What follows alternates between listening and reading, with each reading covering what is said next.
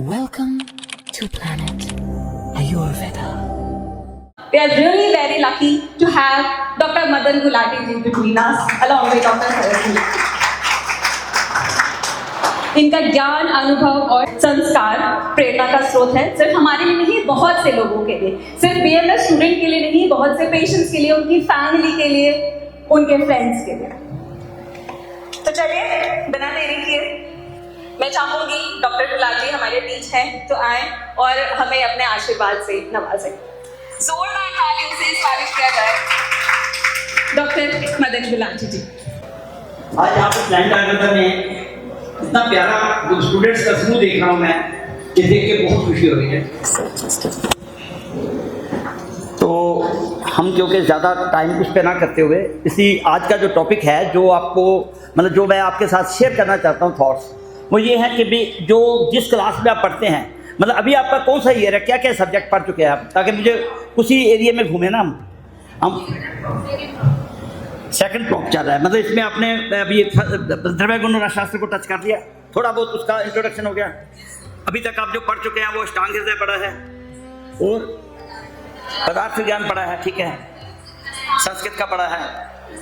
तो कितने लकी हैं आप, आपकी इंट्रोडक्शन कहाँ से हुई कि आपको जो ग्रंथ पढ़ाया गया सबसे पहले अष्टांग हृदय पढ़ाया गया, है ना। तो हमारा जो आयुर्वेद है, मतलब आपको सबसे पहले तो मैं चाहूँगा कि आपको दिल से अपनी कंग्रेचुलेशन देता हूँ कि आपने जो ये जो कैरियर आपका है वो आयुर्वेद का है ना। तो आयुर्वेद में केवल मतलब आपको सिर्फ ये बॉडी के बारे में नहीं पढ़ाते हैं, है ना। मॉडर्न साइंस के हम जो कॉलेजेस हैं वहाँ पे हमें एक डेड बॉडी दे देते हैं। तो बॉडी का मतलब क्या समझते हैं कि बॉडी में, क्योंकि हमें सबसे ज़्यादा ज़रूरी है आयुर्वेद में, हमें आयु का ज्ञान दिया जाता है। कोई बता सकता है आयु की डेफिनेशन क्या है, क्योंकि आपने पढ़ा है अभी, बताओ आयु क्या किसे कहते हैं, अभी ताज़ा पढ़ा है। शरीर इंद्रिय सत्व आत्मा संयोगधारी जीवितम नित्यस्या अनुबंधस्या प्राय आयु चाहिए। तो आयु की डेफिनेशन जो है वो इससे कह रही है कि उसमें हमारा आत्मा भी है, मन भी है, शरीर भी है, ठीक है ना। तो जो मतलब मॉडर्न में है, हमारे से बॉडी तक रहते हैं कि हम जो है लाइफ को हम क्या कहते हैं कि बॉडी तक सीमित रहते हैं। तो बॉडी, और अगर हम बाय द वे पूछते हैं कि ये आपका नाम क्या है, फॉर एग्जांपल हम अर्जुन से पूछते हैं कि तुम्हारा नाम क्या है, तो अर्जुन तो यही कहेगा कि अर्जुन तो है ना क्या कर रहा है, अपना प्रोफेशन बता देगा कि मैं बीएमएस कर रहा हूँ, पर उसकी कंप्लीट इंट्रोडक्शन नहीं है। ये हमारी इंट्रोडक्शन क्या है, इसके अंदर एक शरीर के साथ साथ आत्मा और मन है, ठीक है। तो हम क्या है, ह्यूमन प्लस बीइंग, ह्यूमस का मतलब होता है मिट्टी, और बीइंग का मतलब क्या है, जो हमारे अंदर चेतन शक्ति है।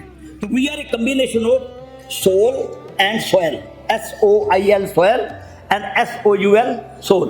तो सोल के बारे में तो हमें जो है, जो मिट्टी का 5 भौतिक शरीर है हमारा, उसके बारे में आपको पढ़ाया गया है, ठीक है। 5 तत्व पृथ्वी जल तेज वायु आकाश, और उसके साथ साथ जो है हमारे आत्मा का भी उसके साथ संयोग है, ठीक है, आत्मा का और इसका। ये जो ब्यूटी है ना आयुर्वेद की, कि हमें, क्योंकि हमारे जो डेफिनेशन हेल्दी की दी गई है वो क्या है, सम दोष है, सम अग्निश्चा, सम धातु मल क्रिया, प्रसन्न आत्मा इंद्रिय मन स्वस्थ भी दिए थे। अब ये आत्मा और मन का जो पार्ट है ना, इतना डिटेल में आपको पढ़ने का मिलता है, that is why you are lucky. आपको पहला क्वेश्चन जो मैंने कहा कि मैंने कांग्रेचुलेशन दी आपको, क्यों दी बोला, क्योंकि आपको शरीर के से अलावा आत्मा और मन का ज्ञान भी दिया जाता है, जो कि ब्यूटी ऑफ आयुर्वेद है, ठीक है।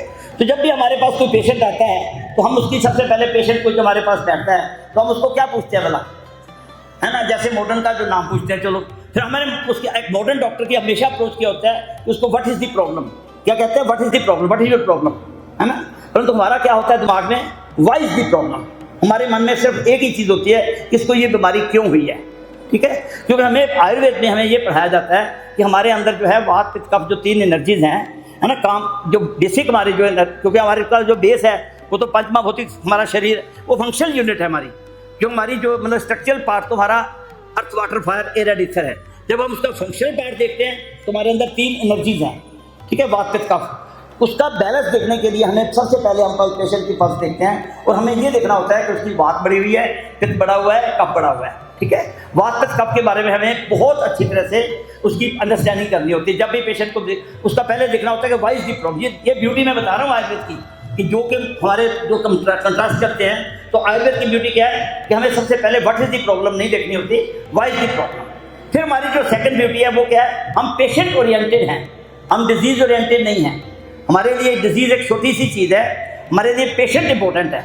उसकी होलिस्टिक अप्रोच है हमारी कि पेशेंट जो है वो एज ए होल देखा जाता है मॉडर्न में हमें क्या करना होता है कि हमारी कोई डिजीज़ का नाम दे देते हैं हम, नेम द डिजीज़, एंड उसके हिसाब से हमें वो पढ़ा देते हैं, उसका ट्रीटमेंट लिखा होता है, उसके हिसाब से हम चिकित्सा करनी शुरू कर देते हैं। आयुर्वेद में क्या कहा गया कि विकारों के नामों के झगड़ों में ना पड़ो। उन्होंने क्या कह दिया, हमारे चर्क में शायद आपका 18वां अध्याय में आएगा सूत्र, अभी शायद आपने नहीं पढ़ा, पढ़ लिया वो। क्या कहा है उसने, विकार नाम कुशलम, पढ़ा है वो आपने, 18वें अध्याय में एक सूत्र है, विकार नाम कुशलम न जेर्यात कदाचिन ना ही सर्व विकारा नाम तो अस्ति ध्रुवा स्थिति तस्मात् विकार प्रकृति अधिष्ठान अंतराणी च समुत्थान विशेष च बुधवा कर्म समास से ज्ञान बुद्धि प्रदीपेन योनाविष्टि योगी व आत्मरसन अंतरात्मा नाम नासा रोग चिकित्सति। इस सूत्र का कितना अच्छा अर्थ है। क्या कह रहे हैं कि विकारों के नामों में झगड़ों में न कर देना। बड़ी बड़ी बीमारियों के नाम आएंगे, बीमारियों का नाम आएगा सार्कोइडोसिस है जी, इसको जो है नए नए साइंटिस्टों के नाम पे क्रोन्स डिजीज है ना, इसको स्क्लेरोड, मतलब ऐसी ऐसी बीमारियां जिसका कि लिम्फेटिक, आपको जो ऐसे नाम बताएंगे हॉटकिन लिम्फोमा, इसका नाम नहीं सुना होगा। तो हमारे ऋषि मुनियों ने हमें क्या सूत्र दे दिया, कितनी ब्यूटी है हमारे ऋषि मुनियों की। उन्होंने क्या कहा, विकारों के नामों के झगड़ों में मत पड़ना, विकार नाम कुशलम न जेर्यात। आपको शर्म भी नहीं आनी चाहिए कि मुझे इस बीमारी का नाम ही नहीं पता, मैं कैसे करूँगा इलाज, घबराना नहीं है। ये स्टूडेंट्स के लिए कितना बड़ा मैसेज है। क्या करना है, उसने क्या, विकार की प्रकृति देखो, विकार की प्रकृति अधिष्ठान कहाँ से ओरिजिन हो रहा है ना, उस दोष का कहाँ से ओरिजिन हो रहा है, कौन सा पार्ट उसका इन्वॉल्व है। विकार नाम कुशलम न जेर्यात कदाचिन ना ही सर्व विकारा नाम तो अस्ति ध्रुवा स्थिति तस्मात् विकार प्रकृति अधिष्ठान अंतराणी च समुत्थान विशेष बुधवा कर्म समाज। ऐसा क्रिया करने के उसके ओरिजिन ऑफ द डिजीज को फाइंड आउट करो, उसे वात से रिलेटेड है, पित्त से रिलेटेड है, कफ से, जब वो अपने पहचान लिया उसके बाद फिर ये सब काम कैसे होगा, आपकी पल्स एग्जामिनेशन के ऊपर होगा। आप उसके जो है, उसके जो हमारी अष्टशिक्षा लिखी हुई है ना, नाड़ी मूत्रम मलम जीवा शब्द स्पर्श करती, आपको शायद ये थोड़ा हिंट दिया होगा है ना, कि उसकी दाढ़ी देखनी है, उसकी जो परीक्षा करनी है, तो उसको एग्जामिन करके उसके फेस से पता लग जाएगा है ना, फेस से पता लग जाएगा क्या क्या है। योग अक्रांत शरीर स्थानों अष्टो परीक्षित, नाड़ी मूत्रम मलम जीवा शब्द स्पर्श दृढ़ आकृति, तो ये सारी चीजें जो है उसके एग्जामिनेशन प्रॉपर करना आता है, तो आप इसकी आइडेंटिफाई कर लें। तो उसकी प्रकृति देखनी है कि वातिक है, पैथिक है, कफज है, तो अपने चिकित्सा का एक सिद्धांत बनाना है। ये जो ब्यूटी है ये हमें अभी मॉडर्न डॉक्टर्स को जो स्टार्ट करते हैं तो उनको शायद नहीं पढ़ाई जाती। तो ये इसलिए आप बहुत लकी, अपने आप पर आपको बड़ा गौरव होना चाहिए कि आप उन लकी स्टारों में हैं जिन्होंने आयुर्वेद को मतलब पहचाना, इसकी पहचान करनी है बड़े, क्योंकि इसको क्या कहा गया, आयु कामन धर्म सुख साधनम आयुर्वेद उपदेशु विदेह परमात्मा है, ऐसा सूत्र दिया ना कि जो आयु की कामना करने वाला कोई भी है उसकी लंबी आयु चाहता है। क्योंकि आपके पहले अध्याय का नाम क्या है, दीर्घ जीवती अध्याय, साइंस ऑफ लॉन्गेविटी। तो वो जो पढ़ाया जाता है आपको, ये आपका क्या है, आयुर्वेद का जो बेसिक ज्ञान है उसको आपकी लंबी आयु प्राप्त करने के लिए आदर के साथ आयुर्वेद को ग्रहण करना है। ठीक है, तो उसमें क्या है, आपको जब डिजीज का करते हैं पहले उसका करना है व्हाट इज द प्रॉब्लम, नहीं व्हाई इज द प्रॉब्लम, उसके लिए हमें उसकी डायग्नोसिस प्रॉपर करनी है। उसके लिए हमें सूत्र दे दिया, बड़ी बड़ी बीमारियां आएंगी उसके नामों के झगड़ों में ना पड़ करके उसके दोषों को पकड़ करके और दोषों की पहचान करनी है। तो दोषों की पहचान कैसे करेंगे, वैसे वात है, खराब है, पित्त है, कफ है, हमें उसकी नॉर्मल अवस्था में, क्योंकि आपको पढ़ाया गया है कि वात जो है वो हमारे उसके क्या क्या गुण हैं। वात हमारे कितने प्रकार की हुई है, 5 प्रकार की है ना, कौन कौन सी, मतलब प्राण, अपान, व्यान, उदान, समान। तो कोई बता सकता है कि वायु के कर्म क्या बताया गया है। देखो ना, वायु को हम जहाँ पे है वायु तो हम इसको कैसे पहचानेंगे, हवा के चल, हाँ बॉडी में वायु है ना, इट्स कॉल्ड काइनेटिक एनर्जी। हाँ बताओ, ये तो गुण है। गुरुशीत रुक्ष लघु सूक्ष्म चाल विशदकार, रुक्ष लघु सूक्ष्म चाल विशदकार, ये तो इसके गुण हैं। उसके जो उसके कर्म हैं जो हमें नॉर्मल अवस्था में पढ़ाए जाते हैं वो क्या है, उत्साह, श्वास विश्वास चेष्टा धातु गति सम मोक्षो गति मकाम वायु कर्म विकार्यम। जो वायु के जो गुण है क्या है, उत्साह, हमारे एंथुसियाज्म के ऊपर हमारे अंदर उत्साह होना चाहिए। तो वायु अगर नॉर्मल है तो ये पहचानेंगे कि इसके अंदर उत्साह है, इसके अंदर वायु इसकी नॉर्मल है। एक डिप्रेशन का पेशेंट है, उसका मंगोसाई खत्म हो जाता है, तो वातिक रोग है, वो वात की चिकित्सा करनी है। उत्साह उश्वास निश्वास, जो रेस्पिरेटरी सिस्टम से रिलेटेड उश्वास निश्वास, प्राणवायु का उश्वास निश्वास चेष्टाएं जितनी मूवमेंट्स हैं, ठीक है, वो सारी वात की हैं। धातुओं की गतियाँ, मलमूत्र का विसर्जन, तो ये सारी जो है वो हमें आज वायु की आइडेंटिफिकेशन करेंगे। ठीक है, इसी तरह से पित्त के लिए क्या बताया, बताओ, दक्षिण पक्ति उष्मा शुद्ध तृष्णा दे मार्गम, शाबाश। प्रभा प्रसाद मेघश्चा, बहुत अच्छा पढ़ाया भाई अपने बच्चों को, वेरी हैप्पी। प्रभा प्रसाद मेघश्चा पित्त कर्म विकारजम। ठीक है, तो इसमें क्या है, हमारा जो है आलोचक पित्त, दर्शन, भोजन का पाचन, पाचक पित्त, फिर रंजक पित्त आपके लिवर में, पाचक रंजक भ्राजक स्किन में, स्किन प्रॉब्लम्स का पित्त से रिलेशन है। ठीक है, क्या क्या हुआ फिर, दक्षिण पक्ति उष्मा शुद्ध तृष्णा दे मार्गम, प्रभा प्रसाद मेघश्चा ब्रेन का भी जो है। तो पांचों प्रकार के पाचक, रंजक, राजक, आलोचक, साधक। साधक पित्त बता सकते हो किससे रिलेटेड है? साधक पित्त किस ऑर्गन से रिलेटेड है? हार्ट से, ठीक है, हृदय से। तो साधक पित्त जो है वो हमारा हृदय से रिलेटेड है। तो जब हमें कोई भी मतलब जब ट्रीटमेंट करना है तो उसकी हमें इसकी पहचान। इसी से कफ के लिए क्या बताया, सूत्र क्या है कफ का, बताओ? स्नेहो बंध स्थिरतम च गौरवम रिष्टाबलम क्षमा धरती अलोभश्च कफ कर्म विपाक। तो ये सूत्र अगर आपको याद है तो आपको बड़ी इजीली पता लग जाएगा कि उसमें कौन कौन से कफ क्या कौन सा विषय है ना, तो उसके गुणों को भी और उसके कर्मों को भी। जब आपको नॉर्मल अवस्था के पता लग जाएंगे तो आप उसको नॉर्मल अवस्था में पहचानना बड़ा आसान है, ठीक है। जब नॉर्मल अवस्था की अच्छी तरह, इसलिए ये सूत्र अच्छी तरह याद करने हैं कि हमारे जो है कफ के लिए, कफ के कितने प्रकार बताएं हमें? अवलंबक कफ, क्लेदक कफ, श्लेषक कफ, हाँ तर्पक कफ, ठीक है, सेरेब्रोस्पाइनल फ्लूइड जिसे कहते हैं। तो अवलंबक कफ जो है प्राणों का अवलंबन करता है। ये क्या कौन सा फ्लूइड है? जो हार्ट के ऊपर पेरिकार्डियल फ्लूइड, ठीक है। तो ये सारा जो है हमारा ज्ञान तो हमने ट्रांसलेशन अंडरस्टैंड करने के लिए हमें तीन एनर्जीज कह देते हैं, है ना। Vata is the kinetic energy, pitta is the thermal energy and kapha is the potential energy in the body. तो इन तीनों का जो है बैलेंस अगर हम देख लिया आइडेंटिफिकेशन, तो आपकी डेफिनेशन रोग की क्या है? रोगस्तु दोष वैषम्यम दोष साम्यम रोगता। रोग क्या है? विषमता ऑफ ट्राई एनर्जीज, और बीमारी क्या है? इस ट्राई एनर्जीज का बैलेंस करना। तो कितना आसान है, कुछ भी करो। फिर हमारी चिकित्सा कितनी सूत्र बताई उन्होंने, क्या कहा है चिकित्सा के लिए? ये शायद हमने नहीं पढ़ा होगा, उसके लिए सूत्र दिया हुआ है, या भी क्रिया भी जयंते शरीरे धात्वे समय से चिकित्सा विकाराणाम कर्म तस् विश्रामतम।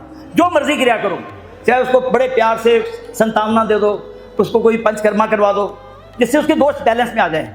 या भी क्रिया भी जयंते, चाहे उसको प्राणायाम करा दो, चाहे योग, जो भी करना है क्रिया करनी की कौन सी है कि जो भी मर्जी क्रिया करो उसके दोषों का बैलेंस हो जाए, उसको चिकित्सा कहते हैं, ठीक है। इसके अंदर आपकी जो तीन प्रकार की चिकित्सा लिखी है, कौन कौन सी चिकित्सा बता पड़ी है आपने? देव विपाश्य चिकित्सा, युक्ति विपाश्य और सत्वाध्याय। तो देव विपाश्य चिकित्सा क्या है? जो मंत्र वगैरह करते हैं, तो ये भी तो एक चिकित्सा का पार्ट है ना। कोई किसी तरह के होम करता है, यज्ञ करता है ना, उससे उसकी जो मानसिक रोग है वो शांत हो जाते हैं। फिर आगे कौन सा है? युक्ति विपाश्य। युक्ति विपाश्य में कौन सी युक्ति है? युक्ति क्या चीज़ होती है?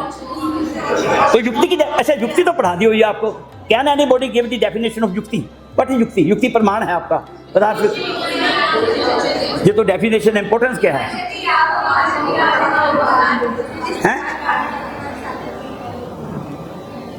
मात्रा काल आश्रय युक्ति, ये नहीं पढ़ा? मात्रा काल आश्रय युक्ति सिद्ध युक्ति प्रतिष्ठा तृष्टि उपरी युक्ति ज्ञो द्रव्य ज्ञान बता सदा।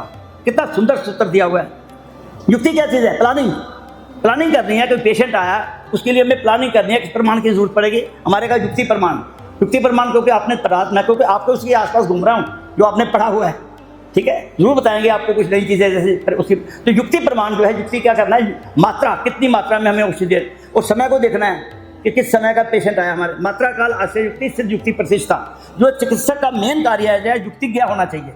अगर आपने बाय द वे द्रव्य गुण का बहुत ज्ञान ले लिया, आपने रसशास्त्र की औषधियों के बारे में बहुत पढ़ लिया, तो ये काम नहीं आएंगी आपको। सिर्फ वही चीज़ें काम आएंगी जब आप उनकी प्लानिंग करोगे। क्योंकि एक थोड़ा सी छोटी सी दवाई जो है, पॉइजनस भी अगर है, उससे भी हम युक्ति से काम ले सकते हैं। एक विष भी अगर दे स्मॉल क्वांटिटी में, जैसे हमारा जो है भ्रातक को क्या कहा गया? विष माना गया ना। तो भ्रातक जो है उसके लिए मतलब युक्ति से उसको दे तो जादू करता है वो। वसना को विष है तो उसको हमने युक्ति से करना है। तो कई बार हम किसी औषधि को युक्ति से ना करें तो वो हमारे लिए पॉइजनस नुकसान करती है, ठीक है। तो युक्ति प्रमाण का बड़ा महत्व है आयुर्वेद में, उसको आपने ध्यान में रखना है कि कैसे हमने प्लानिंग करनी है पेशेंट को आने पर। अगर आपने इस तरह से आयुर्वेद को पढ़ा होगा तो आपको ये अंडरस्टैंड करने में दिक्कत नहीं आएगी। तो हम इसकी जो है ब्यूटी ऑफ आयुर्वेद के बारे में डिस्कस कर रहे थे। पहले मैंने क्या बताया आपको?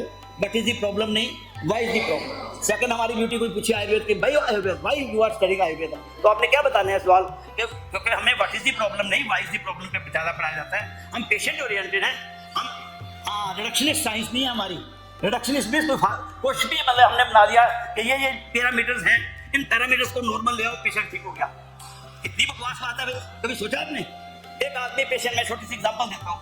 फॉर एग्जांपल एक पेशेंट के पैरामीटर्स हैं, भाई इतनी शुगर होनी चाहिए, इतना, हाँ ब्लड प्रेशर कितना होता है मेरा नॉर्मल बताना? ये बिल्कुल गलत है। शुगर कितनी होती है? बताओ ना। तो मैं यही समझाना चाहता हूँ, ये है beauty of Ayurveda. But why Ayurveda? क्योंकि ये हाँ प्रकृति के हिसाब से, एनवायरनमेंट के हिसाब से आपका ये चेंजेस होती है, ठीक है।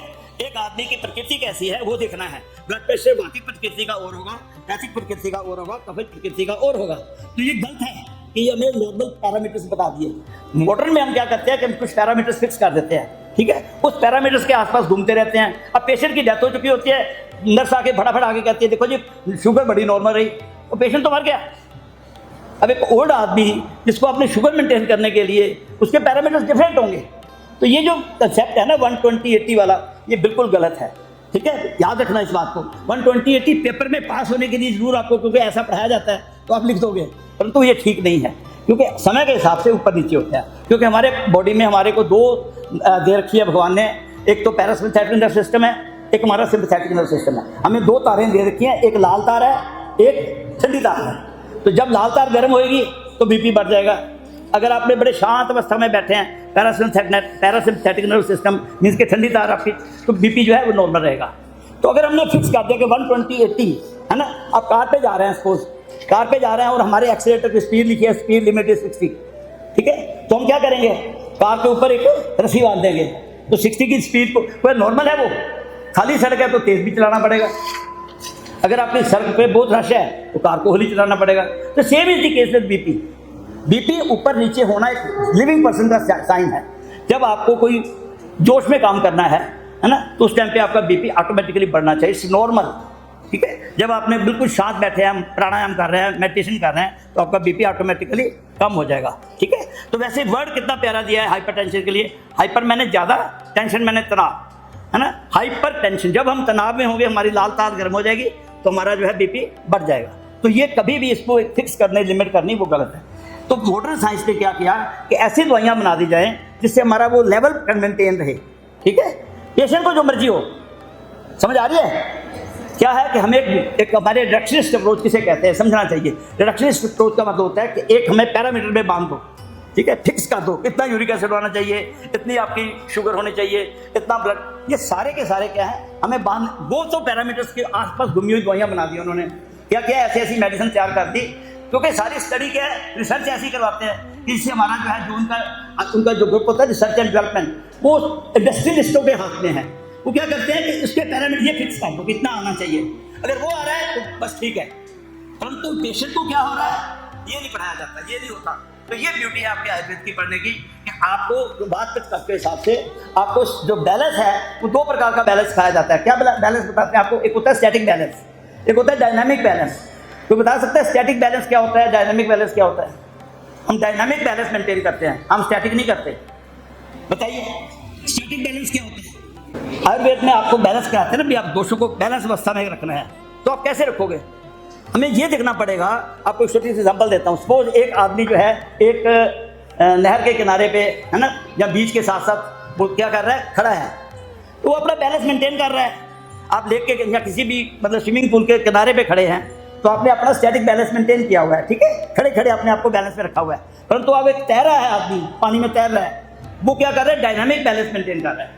तो आपका डायनामिक बैलेंस क्या है? हम आयुर्वेद वालों को क्या करना पड़ता है कि हमारे को सूत्र क्या दिया हुआ है, एनवायरनमेंट को देखना है, उससे भी बैलेंस ऊपर नीचे होगा, हमारी इमोशंस के ऊपर भी बैलेंस ऊपर नीचे होगा।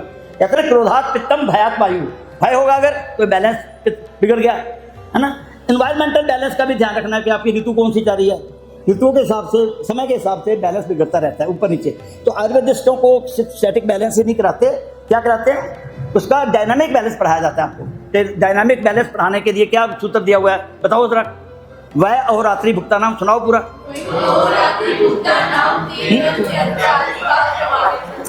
चलो खैर, मैं बस इसको शॉर्ट में करता हूँ।